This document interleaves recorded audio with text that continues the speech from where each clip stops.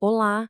Hoje a gente vai mergulhar fundo na central de comando das nossas células para entender uma coisa fascinante.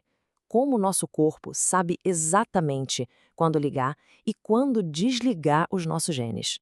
E para começar, já lanço um mistério. Pensa só, como é que pode duas células com o DNA idêntico, iguaizinhos, terem trabalhos que são o oposto um do outro? Parece que não faz sentido, né? Bom, para entender esse mistério, a gente precisa primeiro dar uma olhada num equilíbrio super delicado que acontece dentro do nosso corpo o tempo todo. Tudo começa aqui, ó, no pâncreas. Lá dentro, existem os grupinhos de células, as chamadas ilhotas. Elas funcionam como se fossem a torre de controle de açúcar no nosso sangue. É ali que toda a ação acontece. E nessa torre de controle, a gente tem dois atores principais. De um lado, as células alfa, o trabalho delas liberar glucagon para aumentar o açúcar no sangue, e do outro lado, as células beta, que liberam insulina para, isso mesmo, para diminuir. Uma sobe, a outra desce. Funções totalmente opostas, mas olha, ambas são absolutamente essenciais. Pois é, e isso tudo leva a gente de volta para o nosso quebra-cabeça inicial, que podemos chamar de o mistério dos gêmeos idênticos. É que é o seguinte, as células alfa e beta são, na prática, como gêmeas idênticas. Elas moram no mesmo lugar, que é o pâncreas, e o mais importante, elas têm exatamente o mesmo manual de instruções, o mesmo DNA. Mesmo assim, uma faz o contrário da outra. A pergunta que fica é, como isso é possível se o manual é o mesmo para todas? Então, a chave não está no manual em si, mas em como cada célula lê esse manual. E é aí que entra uma ideia sensacional: adicionar interruptores genéticos. O nome desse mecanismo é metilação do DNA.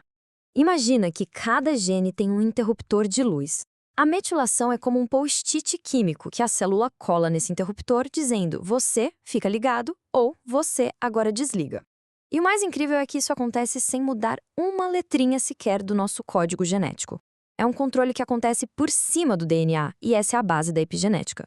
E olha, a escala disso é absurda. Os pesquisadores encontraram mais de 22 mil, sim, 22.544, para ser exato, regiões com interruptores ajustados de forma diferente entre as células alfa e beta.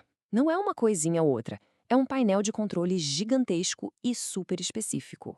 Ok, mas como é que isso funciona na prática? Vamos pegar como exemplo o gene do glucagon, aquele hormônio que a gente viu que serve para aumentar o açúcar no sangue. O que a gente vê aqui é o seguinte: nas células alfa, o interruptor do gene do glucagon está praticamente sem nenhuma marcação para desligar. Ou seja, ele está com sinal verde. O interruptor fica na posição ligado e o resultado é uma alta produção de glucagon. É exatamente o que essa célula foi programada para fazer. Agora, com as células beta, acontece a mesma coisa, só que ao contrário. O interruptor que está com sinal verde aqui é o do gene da insulina.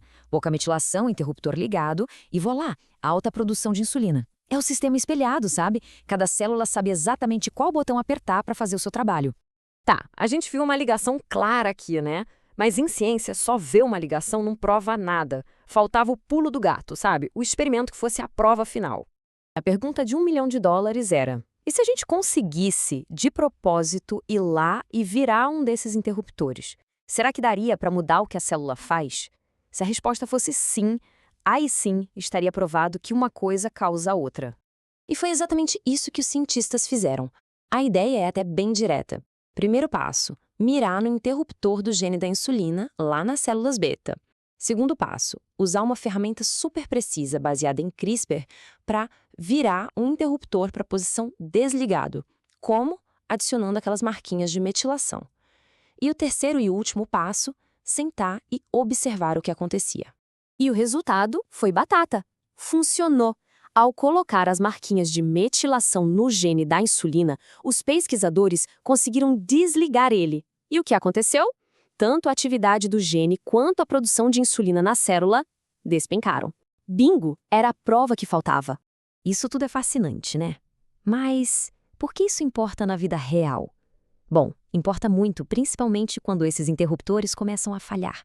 Pois é, no diabetes tipo 2, esse sistema que é para ser super preciso pode começar a dar problema. A pesquisa descobriu que existe um interruptor específico que, em pessoas com a doença, fica emperrado na posição de ligado dentro das células beta. Esse gene problemático se chama ONICUT2. Então, no diabetes tipo 2, o interruptor dele fica ligado por engano nas células beta, e aí o estrago começa. É um efeito dominó. A célula já não consegue mais liberar insulina direito, as usinas de energia dela, as mitocôndrias, começam a trabalhar mais devagar e com menos energia, todo aquele equilíbrio do açúcar no sangue vai por água abaixo. O que isso deixa bem claro é uma coisa fundamental. O diabetes tipo 2 não é só uma questão dos genes que a pessoa tem no DNA, mas também, e talvez principalmente, de como esses genes são controlados. É uma doença, no fim das contas, de regulagem. E tudo isso nos deixa com uma reflexão para o futuro, né? Será que a medicina do amanhã vai focar não só em editar os nossos genes, mas em, quem sabe, simplesmente resetar os interruptores deles?